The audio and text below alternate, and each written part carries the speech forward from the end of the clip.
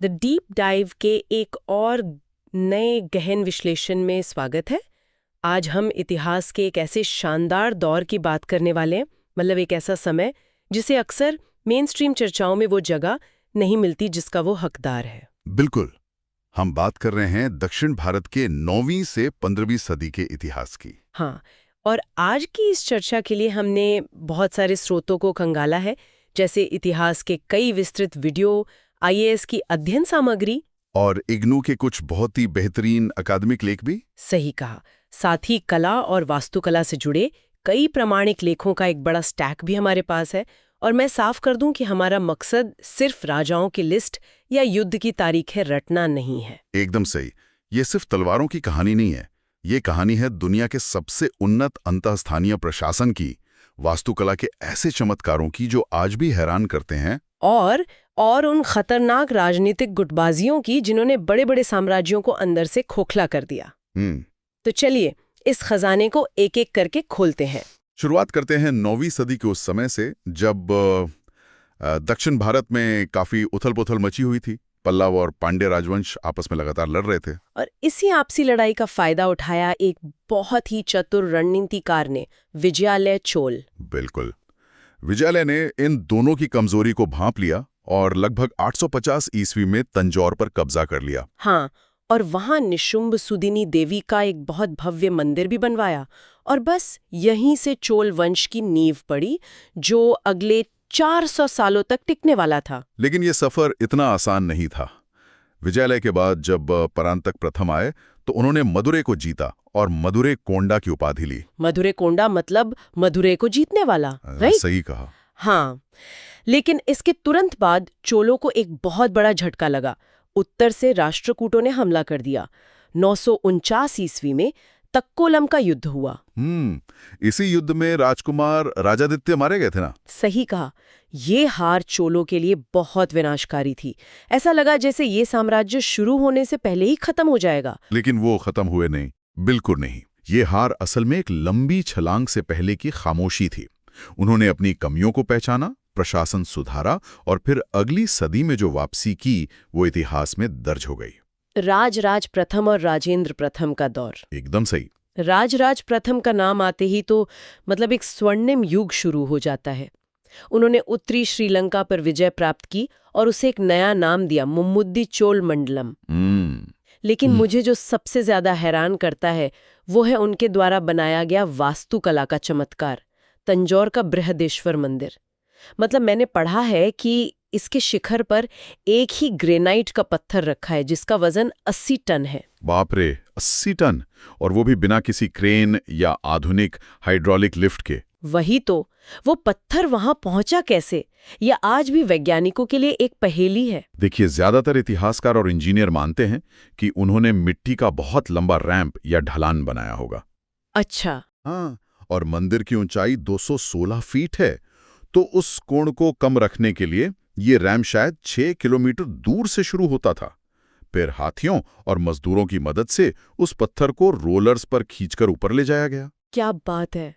और वो भी बिना किसी सीमेंट के, सारे पत्थर सिर्फ इंटरलॉकिंग से टिके हैं। बिल्कुल, गुरुत्वाकर्षण और परफेक्ट इंजीनियरिंग का कमाल। और राजराज प्रथम के बाद उनके बेटे राजेंद्र प्रथम ने इस साम्राज्य को और भी आगे बढ़ाया। राजेंद्र प्रथम तो उत्तर भारत तक पहुंच गए थे। हाँ, उनकी सेना कलिंग से होते हुए बंगाल तक गई और पाल शासकों को हराया। और ये सब सिर्फ गंगा नदी का पवित्र जल दक्षिण लाने के लिए किया गया था। सही कहा। और जब वो जल लेकर लौटे तो राजेंद्र प्रथम ने एक नई राजधानी बसाई, गंगई कोंडा चोलपुरम, यानी गंगा को जीतने वाले चोलों का शहर। और वहां पानी के लिए चोलगंगम नाम का 25 किलोमीटर लंबा एक कृत्रिम तालाब भी खुदवाया। हाँ, लेकिन उनकी सबसे बड़ी उपलब्धि जमीन पर नहीं, समुद्र में थी। नौसेना। हाँ, राजेंद्र प्रथम ने अपनी नेवी को इतना मजबूत किया कि बंगाल की खाड़ी मानो चोलों की झील बन गई। उन्होंने इंडोनेशिया और मलेशिया के श्रीविजय साम्राज्य पर समुद्री हमला कर दिया। वो भी 11वीं सदी में, हजारों किलोमीटर दूर जाकर वहां के बंदरगाहों पर कब्जा करना ताकि व्यापारिक रास्तों पर दबदबा बना रहे। बिल्कुल। यहाँ बात सच में बहुत दिलचस्प हो जाती है, क्योंकि इतना बड़ा साम्राज्य सिर्फ हथियारों के बल पर नहीं चल सकता। और यहीं पर उनकी वो शासन प्रणाली सामने आती है जिसने मुझे सबसे ज्यादा प्रभावित किया है। आप कुडुवलाई प्रणाली की बात कर रही हैं? हाँ, लोकल सेल्फ गवर्नमेंट, मतलब 1000 साल पहले एक तरह का लोकतंत्र। ये सच में कमाल का सिस्टम था। पल्लव साम्राज्य के कांचीपुरम में जो उत्तर मेरू अभिलेख है, उसमें इस चुनाव प्रक्रिया की पूरी जानकारी मिलती है। तो ये काम कैसे करता था? लकी ड्रॉ की तरह कुछ था ना? हाँ, इसे लकी ड्रॉ या पॉट टिकट सिस्टम कह सकते हैं। पूरे गांव को 30 अलग-अलग वार्डों में बांटा जाता था, जिन्हें कुडुम्बु कहते थे। ओके। फिर हर वार्ड के उम्मीदवारों के नाम ताड़ के पत्तों पर लिखकर एक मिट्टी के घड़े में डाल दिए जाते थे। और फिर मंदिर के पुजारियों और पूरी सभा के सामने एक छोटे बच्चे से वो पर्ची निकलवाई जाती थी। बिल्कुल, जिस उम्मीदवार का नाम निकलता वो चुन लिया जाता था। सुनने में तो ये बहुत आसान लगता है, जैसे कोई लॉटरी हो, लेकिन घड़े में नाम जाने से पहले जो शर्तें थीं वो बहुत सख्त थीं। बहुत ज्यादा सख्त। उम्र 35 से 70 के बीच होनी चाहिए थी। अपनी जमीन होनी चाहिए कम से कम 1/4 वेली। और उस जमीन पर टैक्स भी चुकाया गया हो। सिर्फ जमीन होना काफी नहीं था। सही कहा। इसके अलावा अपना घर होना चाहिए और वैदिक ग्रंथों का अच्छा ज्ञान भी जरूरी था। लेकिन मुझे जो नियम सबसे ज्यादा आधुनिक लगे वो थे अयोग्यता के नियम। मतलब डिफॉल्टर के रिश्तेदार जीवन भर चुनाव नहीं लड़ सकते थे। हाँ, बिल्कुल जीरो टॉलरेंस। अगर कोई शराबी है या किसी ने गबन किया है तो उसके लिए प्रशासन के दरवाजे हमेशा के लिए बंद। मैंने एपिग्राफिया इंडिका में एक घटना के बारे में पढ़ा था। उसमें बताया गया है कि कैसे एक राजकोष अधिकारी को गबन के आरोप में तुरंत बर्खास्त कर दिया गया था। और उस पर जुर्माना भी लगाया गया था। हाँ, और सजा का तरीका सुनकर तो कोई भी हैरान रह जाएगा। कुछ गंभीर अपराधों जैसे जालसाजी के लिए अपराधी को गधे की सवारी कराई जाती थी। सार्वजनिक अपमान, ताकि समाज में एक कड़ा संदेश जाए। देखिए, यहाँ जो बात सबसे आकर्षक है वो ये है कि आधुनिक अर्थों में ये व्यवस्था पूरी तरह समानतावादी नहीं थी। मतलब महिलाओं और भूमिहीनों को इसमें शामिल नहीं किया जाता था। सही कहा।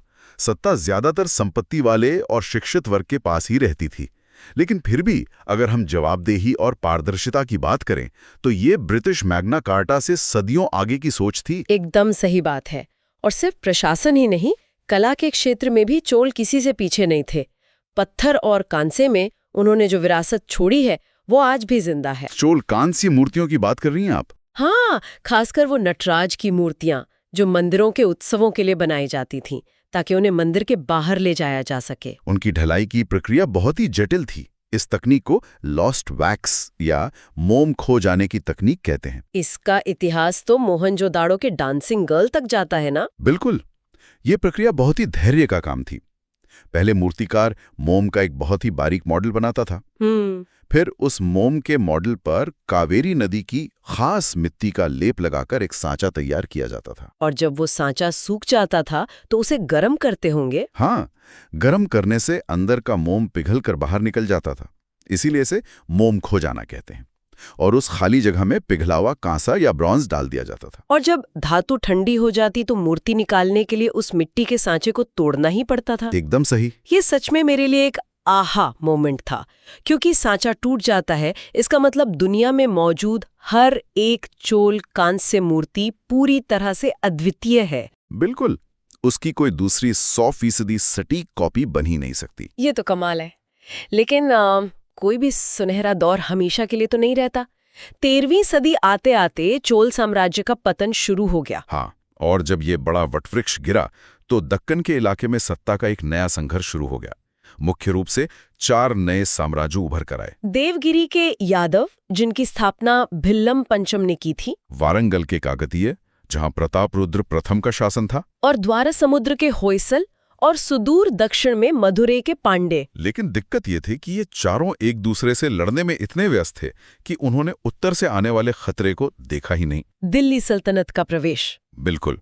अगर हम इसे बड़ी तस्वीर से जोड़ें तो अलाउद्दीन खिलजी की नजरें दक्षिण की अपार संपत्ति पर गड़ी थी। और उसने अपने सबसे क्रूर सेनापति मलिक काफूर को दक्षिण भेजा 1306 से 1312 के बीच। हाँ, मलिक काफूर ने इन चारों राज्यों रामचंद्र, प्रतापरुद्र, बल्लाल देव और वीर पांडे सबको एक के बाद एक हरा दिया। लेकिन उसने इन राज्यों को सीधे दिल्ली में नहीं मिलाया है ना? नहीं, ये अलाउद्दीन की बहुत सोची समझी रणनीति थी। राज्यों पर पूरी तरह कब्जा करने के बजाय उन्हें भारी कर या ट्रिब्यूट देने के लिए मजबूर किया गया। मतलब सिर्फ पैसे और खजाने से मतलब था, वहां राज करने से नहीं। सही कहा। लेकिन जब मोहम्मद बिन तुगलक गद्दी पर आया तो उसने ये नीति बदल दी। उसने तो राज्यों को सीधे सल्तनत में मिला लिया और देवगिरी का नाम बदलकर दौलताबाद रख दिया और उसे दूसरी राजधानी बना दिया। और यहीं से उसने अपनी कब्र खुद खोदनी शुरू कर दी, क्योंकि दक्षिण पर सीधे नियंत्रण के लिए उसने जो नए अधिकारी नियुक्त किए, जिन्हें अमीरान ए सादा कहा जाता था, ये 100 गांव के प्रमुख होते थे ना? हाँ, इन्होंने बहुत ज्यादा शक्ति हासिल कर ली और जैसे ही तुगलक की पकड़ कमजोर पड़ी, इन अधिकारियों ने बगावत कर दी। और इसी बगावत से एक नए साम्राज्य का जन्म हुआ, बहमनी साम्राज्य, 1347 में। अलाउद्दीन हसन बहमन शाह ने इसकी नींव रखी। साम्राज्य को खा जाने वाला एक अंदरूनी जहर था। दरबार मुख्य रूप से 2 धड़ों में पट गया था, अफाकी और दक्कनी। अफाकी मतलब जो ईरान और इराक से नए आए थे। हाँ, बाहरी या अजनबी लोग। और दक्कनी वो पुराने स्थानीय कुलीन थे जो पीढ़ियों से वहां रह रहे थे। इन दोनों गुटों के बीच वर्चस्व की एक घातक जंग शुरू हो गई। और इस जंग का सबसे बड़ा शिकार बने महमूद गवां। महमूद गवां एक अफाकी थे और बहुत ही काबिल वजीर या मंत्री थे। उन्होंने जमीन की सटीक पैमाइश कराई, सेना में होने वाले भ्रष्टाचार पर रोक लगाई। लेकिन दक्कनी गुट को उनकी ये सफलता बर्दाश्त नहीं हुई। बिल्कुल। और उस समय बहमनी समाज में कितनी भारी असमानता थी, इसका आंखों देखा हाल हमें एक रूसी यात्री निकितिन की डायरी से मिलता है। निकितिन ने क्या लिखा था? उसने बताया कि आम लोग बेहद गरीब थे, लेकिन कुलीन वर्ग ऐशो आराम में डूबा था। महमूद गवां जैसे वजीरों की सुरक्षा में रोज 100 हथियारबंद लोग लगते थे और उनके महल में 500 लोग रोज खाना खाते थे। बाप रे! जब किसी के पास इतनी ताकत होगी तो उसके दुश्मन भी उतने ही खतरनाक होंगे। और ऐसा ही हुआ। दक्कनी गुट ने एक बहुत ही कुटिल साजिश रची। उन्होंने एक फर्जी पत्र तैयार किया जिसमें दिखाया गया कि महमूद गवां सुल्तान के खिलाफ बगावत कर रहे हैं। और सुल्तान ने बिना सोचे समझे इस पर यकीन कर लिया। दुर्भाग्य से हाँ, और उन्होंने महमूद गवां की हत्या का आदेश दे दिया। एक इतने काबिल और वफादार मंत्री की हत्या? ये बहमनी साम्राज्य के लिए एक आत्मघाती कदम था। इस हत्या के बाद साम्राज्य में इतना अविश्वास फैला कि पूरा का पूरा बहमनी साम्राज्य 5 टुकड़ों में टूटकर बिखर गया। तो इस सब का लबोलुआब क्या है? मतलब आज की इस चर्चा से हम क्या सीख सकते हैं? चोलों के बेहतरीन प्रशासन और वास्तुकला से लेकर बहमनी साम्राज्य की इस खतरनाक गुटबाजी तक, इतिहास हमें संगठन की ताकत और अंदरूनी कलह के नुकसान दोनों सिखाता है। बिल्कुल। और अंत में मैं चाहूंगा कि श्रोता एक ऐसे पहलू पर भी विचार करें जो शायद हमारी मुख्य चर्चा में खुलकर सामने नहीं आया, लेकिन हमारे स्रोतों में गहराई से मौजूद है। वो क्या है? व्यापार और साहित्य की ताकत। देखिए, चोल साम्राज्य सिर्फ राजाओं की तलवारों से इतना बड़ा नहीं हुआ था। अच्छा। मणिग्रामम और अय्यावोले जैसे शक्तिशाली व्यापारी संघ थे जिन्होंने चीन से लेकर अरब तक उनके प्रभाव को फैलाया था। और जहां एक तरफ खूनी युद्ध हो रहे थे, उसी समय तमिल साहित्य के त्रिरत्न कंबन, जिन्होंने तमिल रामायण लिखी, ओटोकुत्तन और पुगलेंदी, वो अपनी कलम से एक अलग ही इतिहास रच रहे थे। बिल्कुल, एक ऐसा इतिहास जो आज भी जिंदा है। ये सच में सोचने वाली बात है। क्या किसी महान साम्राज्य की असली विरासत उसकी सैन्य ताकत में होती है जो वक्त के साथ मिट जाती है, या फिर उसके द्वारा रचे गए साहित्य और स्वतंत्र व्यापार में, जो राजाओं के पतन के बाद भी सदियों तक समाज में जीवित रहते हैं? यही वो सवाल है जिसके साथ आज हमें जाना चाहिए। बिल्कुल। और इसी दिलचस्प सवाल के साथ हम आज के इस डीप डाइव का समापन करते हैं। इतिहास के इस खजाने में हमारे साथ गोता लगाने के लिए बहुत बहुत शुक्रिया। अगली बार एक नए विषय के साथ फिर मिलेंगे।